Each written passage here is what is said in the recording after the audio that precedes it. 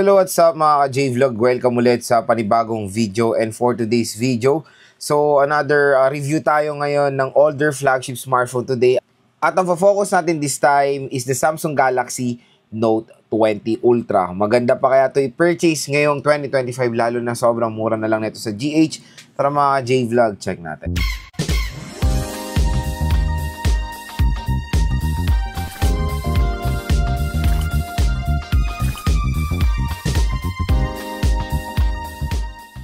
So yun mga ka-J-Vlog, another phone review ng mga older flagship devices na pwede natin ma-purchase, of course, sa Green Hills. And this time, ang topic natin is sa Samsung Galaxy Note 20 Ultra. So si Note 20 Ultra, syempre na-release yan noong year 2020. Kasabayan niya yung Samsung Galaxy S20 Ultra. So syempre nag-transition sila sa ibang name kasi Note 10 ang predecessor niya. So binasa lang nila to sa year. So na-release siya noong year 2020, I think August or July ng 2020 natin nakita or na-experience si Note 20 Ultra. At syempre, ito na po yung last version ng Note series ngayon ni Samsung. Dahil ngayong 2025 or yung mga latest smartphone ngayon ni Samsung, pinag-combine na nila ang S series at Note series. Tapos, give space na nila yung ganyang event sa August when it comes na sa Z or sa Z series. So, yung yung Z Fold 5, Z Fold 6, yung mga ganun na yung event na yan when it comes sa August. So, again, ito na po yung last series ng Note at wala na po tong update sa latest Android. I think, nasa hanggang Android 13 na lang ata to. Android 13, di ako nagkakamali, yes, for the Samsung Galaxy Note 20 Ultra. Pero syempre, again, kahit na hanggang Android 13 na lang to, matagal nyo pa ito magagamit. Matagal pa ito masosupport ng mga OS, kaya huwag kayo mag-alala. Very usable pa ang Note 20 Ultra kahit 5 taon na po siya ngayon. At syempre, since 5 years na siya, sobrang affordable niya na lang sa Green Hills.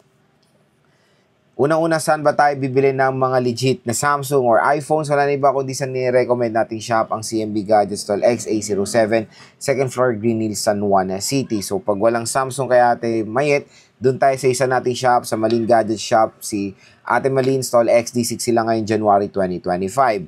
So si Samsung Galaxy Note 20 Ultra, ang una nating mapapansin dito sa smartphone na to is of course yung gorgeous display niya. Pero usapang presyo muna tayo. Ngayon sa Green Hills mga J-Vlog, makakuha na lang kayo ng 17,000 to 18,000 pesos for the Samsung Galaxy Note 20 Ultra. So sobrang mura na lang po ng smartphone na yan ngayon sa Green Hills at syempre very usable pa rin siya. Yun nga yung review unit natin, syempre mamaya. So syempre, ni-review unit natin ito ngayon. Trinay natin and even the S Pen is sobrang ganda pa rin gamitin. Very convenient. Mas gaganda pa yung productivity nyo pag ginamit yung S Pen dito sa Samsung Galaxy Note 20 Ultra. So yun nga, very affordable na lang ito ngayon. At dito sa ating review, titingnan natin or bibigyan ko kayo ng opinion kung maganda ba bang i-purchase ito compare sa mga 5G mid-range smartphone ngayon. Kasi syempre, itong si Note 20 Ultra, isa sa mid-range na siya ngayon, mid-range segment. Titingnan natin kung okay ba yung specs niya doon sa mga latest and greatest ngayon ng mga Android devices. So, unang-una sa display muna tayo.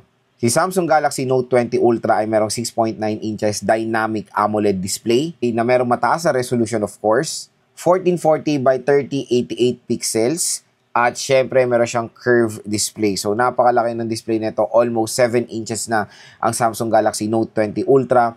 So, syempre, yan din ang inahabol ng mga ibang consumers dito sa smartphone na to is yung kanyang napakalaking screen. Very premium to, mga J-Vlog. At sobrang may enjoy nyo manood ng movies dito. Grabe, dahil yung AMOLED display nito, superb. Ang ganda. And of course, ang laki ng screen. Sino ba naman ang ayaw manood sa merong malaking display, di ba? And, syempre, when it comes sa OS, again, and ang first OS ito, guess what? Nasa Android 10. Pero ang last OS niya ngayon is hanggang Android 13 na lang po ito with One UI version 5. Pero S21 Ultra, pwede pa yan sa Android 14. There's a possibility baka ma-update pa sa Android 15 yung S21 Ultra. Pero sa mga Note 20 Ultra, S20 Ultra, hanggang Android 13 na lang sila. Again, very usable pa naman yung Android 13. Huwag kayo mag-alala, matagal pa magiging relevant sa market yan. Kaya very usable pa rin ang Note 20 Ultra. At syempre, pinaka-the best for me when it comes sa security ng isang OS is yung One UI. Napakaganda ng One UI, mga J-Vlog. Yan isang trusted kong software, kumbaga sa mga Android devices besides stock Google OS. So again, sa mga ganitong version before ng Samsung, dalawang version ng chipset to. Meron tayong Exynos and Qualcomm Snapdragon. Yung Snapdragon is US version lang yan. So yung international release ng Note 20 Ultra is Exynos po siya. So meron siyang Exynos 990 na 7nm yung chipset niya. Octa-core CPU na merong clock speed na up to 2.73 GHz and sa GPU nakamali G77 siya. So again, when it comes sa chipset na ito, syempre yung mga ibang 5G ngayon is very powerful na compared dito sa Exynos ng Note 20 Ultra. Pero again, game test ko naman or nagamit ko na rin si Note 20 Ultra. Okay naman din yung feature nitong smartphone na to. Solid din naman siyang gamitin when it comes sa performance. Kaya nakakatuwa kasi na 5 taon na to, pero yung chipset niya ay kayang-kaya pa rin makipagsabayan, to be honest, sa mga 5G mid-range smartphones today. So again, when it comes sa mga games, don't worry, malakas pa rin naman ang Samsung Galaxy Note 20 Ultra. Pero quick reminder lang, two versions din ng Note 20 Ultra. Meron tayong 4G lang at 5G. Sa camera naman, meron siyang triple rear camera system. Yung main camera niya is 108 megapixel. Meron tayong periscope telephoto lens at ultra-wide camera. Siyempre, support to ng 8K video recording. Biruin mo, 2020 pa lang, meron ng 8K video recording sa Samsung na hanggang ngayon 2025 ay wala pa rin yan sa mga iPhone devices or iOS devices. Kasi let's face it, pinaka-the best talagang ginagamit pa rin ng mga consumers today when it comes sa recording is 4K pa rin. 8K is sobrang bihira pa lang. Kaya siguro hindi muna nagta-transition si Apple when it comes to that. Pero when it comes sa video quality ng Apple is superb yan mga ka-J-Vlog. Even naka Full HD yan or 4K.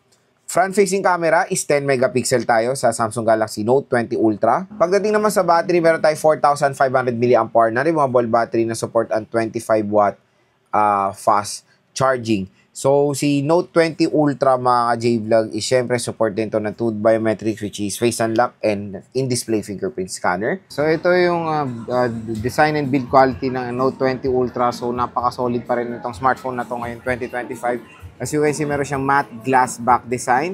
Meron tayo ditong triple rear camera system. So, meron tayo dyan yung napakagandang camera ng Note 20 Ultra. So, meron ditong Note 20 lang. At ang maganda dito sa Note 20 Ultra is napaka-affordable na lang neto ngayon. Kasi super expensive neto before. So, sa right side is nandito yung kanyang power button and yung volume rocker. Sa taas naman is yung SIM tray and yung microphone. Sa left side wala tayong makikita. Sa baba naman is of course yung very popular na S Pen. Ayan.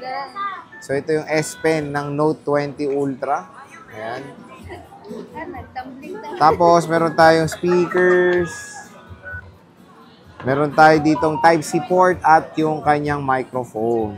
So syempre, ito yung pinaka-feature ng Note 20 Ultra, yung kanyang S Pen. So try natin. And quick reminder lang sa iba na I think try natin yung yung may air command din to eh. May air command pa rin naman. Pero may ibang mga sa Note 10 Plus nagkaroon ng problem yung air command sa update. Nagkaganon kasi yung Note 10 Plus ko noon eh. Pero dito sa Note 20 Ultra all goods naman siya.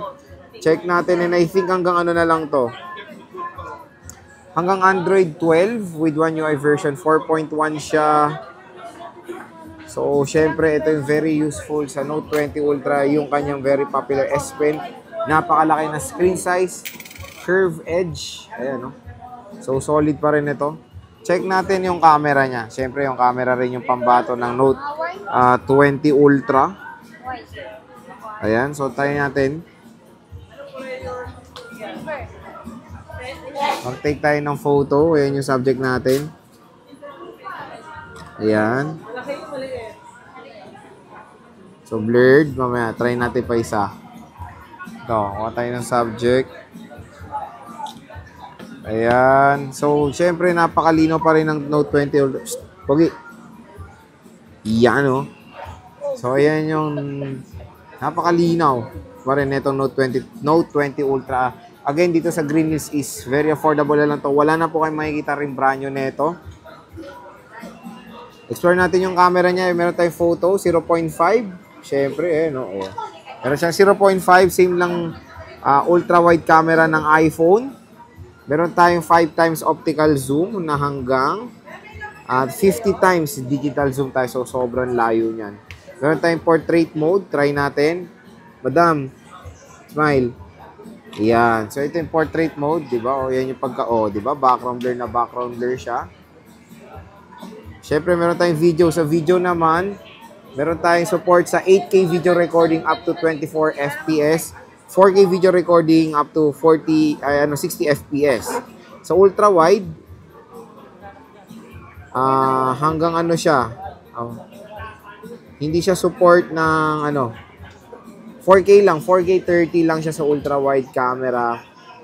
Tapos sa more, syempre, may iba't iba tayong mga modes like Pro Mode, Pro Video, Single Take, Night Mode, Food, Panorama, Super Slow-Mo, Slow Motion, Hyperlapse, Portrait, and Dual Video Recording. Sa front camera naman, support niya ang 4K video recording up to 60 FPS.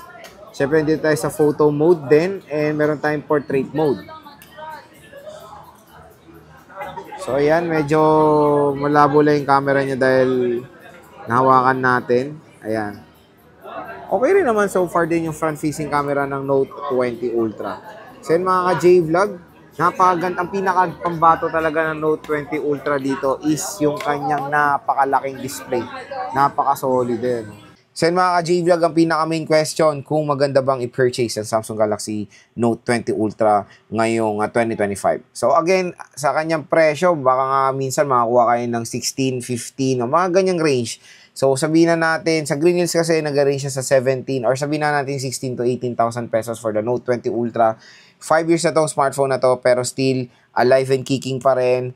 Ang pinaka-solid talaga sa Note 20 Ultra is yung kanyang gorgeous display and of course yung S Pen capability. Pero pag bibili kayo ng Note 20 Ultra, medyo i-consider nyo na rin talaga. Ako nakabili na ako ng Fold 2 sa Green Hills. Nakabili na ako ng Fold 2 na second hand. Na-expert talaga yung dikit nila sa likod. Yun yung napapansin ko. Pwede nyo naman padikitan yan sa mga repair shop. So, again, pag second hand na mga ganitong series na 5 taon na, hindi ko na to ina-advise na malublog sa tubig. So, parang wala na yung IP rating nito, lalo na kasi na-expired yung dikit nila sa likod. So, okay naman ang Note 20 Ultra ngayon mga ka-J-Vlog. Pero, syempre, when it comes sa RAM at ROM, 256GB is a large storage pa rin naman yan. So, yun yung maganda sa mga flagship before is future-proof sila kahit 5 taon na.